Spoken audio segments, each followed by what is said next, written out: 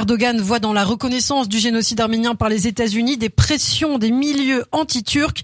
Et pour en parler, nous accueillons notre invité Christian Makarian, spécialiste en relations internationales et essayiste. Christian Makarian, bonjour. Bonjour. Une première question avant d'entrer dans le vif du sujet. Que représente à vos yeux cette décision des États-Unis qui était par ailleurs attendue? Joe Biden en avait fait la promesse l'an dernier en pleine campagne électorale. Qu'est-ce que cette reconnaissance du génocide des Arméniens symbolise aujourd'hui au-delà de l'aspect purement politique dont on va parler? Alors, c'est d'abord pour tous les descendants des rescapés du génocide de 1915 une consolation et une joie profonde en matière de dignité, parce que toute question génocidaire renvoie à la dignité de la personne humaine au stade collectif, mais aussi au stade individuel. Donc pour notamment les citoyens américains d'origine arménienne qui se sont beaucoup battus pour cette reconnaissance, c'est une étape de dignité tout à fait essentielle qui ressoude une communauté qui est arrivée dans les années 20 aux États-Unis avec le grand rêve américain et la grande promesse américaine.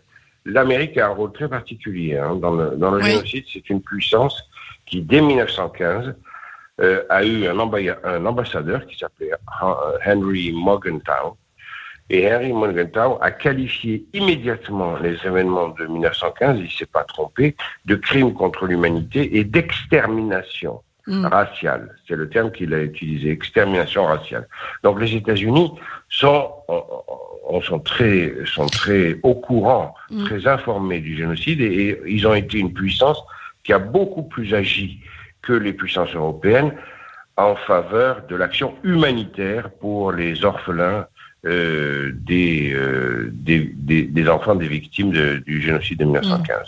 Alors on peut penser aussi aujourd'hui que c'est aussi une manière pour Joe Biden de se détacher de son prédécesseur Donald Trump qui était lui peut-être un petit peu plus frileux sur cette question. Également on l'a vu sur la question des Kurdes, sur la question turque, et puis aussi une manière de rompre avec Barack Obama qui a lui toujours finalement fait de belles promesses entre guillemets qu'il n'a jamais tenues. Tout cela, Joe Biden le prend un petit peu à contre-pied? Alors rompre avec Obama, non, puisqu'il est bien dans la lignée d'Obama et il est bien conscient que, ayant été 2 fois vice-président d'Obama, qu'il lui doit beaucoup. Non, c'est pas ce qu'il veut, c'est pas rompre avec Obama, c'est aller plus loin, c'est-à-dire dépasser Obama. Voilà, il faut qu'il montre qu'il peut faire plus, parce que d'une manière générale et très au-delà de la question du génocide arménien, Biden a un problème de reconnaissance, entre guillemets. Il débute son mandat, ça fait un peu plus d'une centaine de jours. Il faut qu'il montre la différence. Il a besoin de marquer, Voilà, il faut qu'il marque sa différence, qu'il la souligne. Et sa différence, il l'a choisie en matière de grands principes et droits de l'homme. Obama avait reçu le prix Nobel de la paix, et puis finalement, il a laissé, ce qu'il raconte dans ses mémoires, sous la forme d'un regret, beaucoup d'amertume, notamment parmi les minorités, la minorité noire par exemple, ou la minorité latino aux États-Unis. Biden est très conscient de cela. Il veut au contraire attaquer très fort et lancer les droits de l'homme et les grands principes comme une méthode d'action, une signature de l'Amérique à travers le monde. Et là, c'est vraiment l'illustration de son slogan « America is back », l'Amérique est de retour. Alors une signature de l'Amérique, Christian Makarian, vous le dites, est-il probable par exemple que Joe Biden, maintenant qu'il a reconnu le génocide arménien, envisage de revenir dans le jeu du Haut-Karabakh, dont on sait les États-Unis ont été quelque peu exclus par rapport à la Russie et à d'autres puissances? Ils ont été écartés. Toutes les 2 puissances coprésidentes du groupe de Minsk, à part la Russie, ce sont les États-Unis et la France. Les 2 ont été complètement écartés de ce conflit et le groupe de Minsk a semblé tomber complètement en désuétude. Alors, il est possible que Joe Biden réactive les vieux instruments du multilatéralisme, dont ce type de conférence, la conférence de Minsk, le groupe de Minsk, est typique, tout à fait typique. Il est possible qu'il relance ça pour reprendre pied. Ce que veut Joe Biden, c'est arrêter cette idée qui a été suractivée par Donald Trump, selon laquelle l'Amérique se retire du monde. Non, à chaque fois que l'Amérique se retire du monde, c'est vrai qu'elle a enregistré beaucoup de pertes, c'est vrai qu'il y avait des raisons pour qu'elle se retire d'Irak, d'Afghanistan, même des raisons excellentes, mais à chaque fois qu'elle se retire du monde, on a constaté que soit la Russie, soit des puissances intermédiaires comme la Turquie, s'emparent du vide et installent un autre désordre à la place. Donc, si vous voulez, on est dans un monde très complexe. Non seulement l'Amérique ne peut pas être présente partout, et il faut la comprendre quand elle se retire, mais en plus, quand elle n'est pas présente partout, d'autres puissances en profitent pour instaurer un désordre international encore pire d'une certaine manière. Est-ce que c'est aussi un message peut-être destiné à la Turquie ? On l'a vu, la Turquie qui a acquis au mépris des systèmes de défense de l'OTAN, par exemple des missiles russes S-400 notamment. Et la Turquie qui a aussi changé de ton, qui est beaucoup plus radicale aujourd'hui dans ses prises de parole. Est-ce que c'est aussi quelque chose dont se préoccupent les États-Unis ? Oui, fortement, puisque Anthony Blinken, le nouveau secrétaire d'État, a qualifié la Turquie de soi-disant stratégique, je cite l'expression, et là, en gros, la reléguer dans le camp d'un pays qui n'est plus digne d'être un partenaire. Les mots de Blinken ont été très forts. Or, Blinken fonctionne évidemment de façon très étroite avec Biden. Donc, effectivement, la période faste, si j'ose dire, d'Erdogan, où il pouvait tout se permettre, intervenir en Syrie, en Libye, dans le Caucase, aux côtés de l'Azerbaïdjan, semble se refermer, et une autre période est en train de s'ouvrir, une période durant laquelle Erdogan va se retrouver isolé, seul. Alors, Biden a été élégant, c'est un grand praticien et connaisseur de la diplomatie.